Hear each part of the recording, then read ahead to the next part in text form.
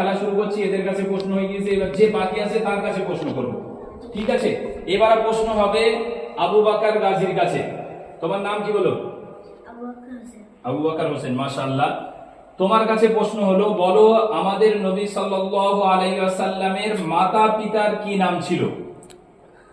বলো আমাদের নবী সাল্লাল্লাহু আলাইহি ওয়াসাল্লামের মাতা পিতার কি নাম ছিল? বলো, বলতে পারলে তোমার জন্য পুরস্কার আছে। বলো, হবে? হবে না। আচ্ছা, এই প্রশ্ন আবার শাইনের কাছে, শাইন গাজীর কাছে। দেখা যাক শাইন কি করতে পারে।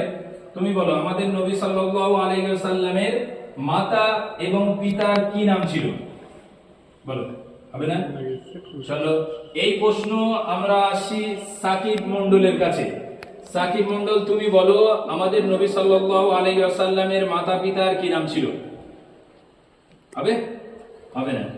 আচ্ছা, এবার এই প্রশ্ন তাহিরুলের কাছে। বলো আমাদের নবী সাল্লাল্লাহু আলাইহি সাল্লামের মাতা পিতার কি নাম ছিল?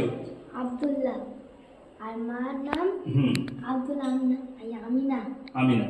মাশাআল্লাহ, তাহিরুল সঠিক জবাব দিয়েছে যে আমাদের নবী সাল্লাল্লাহু আলাইহি ওয়াসাল্লামের পিতার নাম ছিল আব্দুল্লাহ, হযরত আব্দুল্লাহ।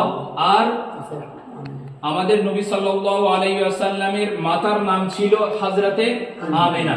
সঠিক জবাব দিয়েছে, মাশাআল্লাহ। তাহিরুল জিতে গিয়েছে, তাহিরুলকে পুরস্কার তুলে দেওয়া হচ্ছে।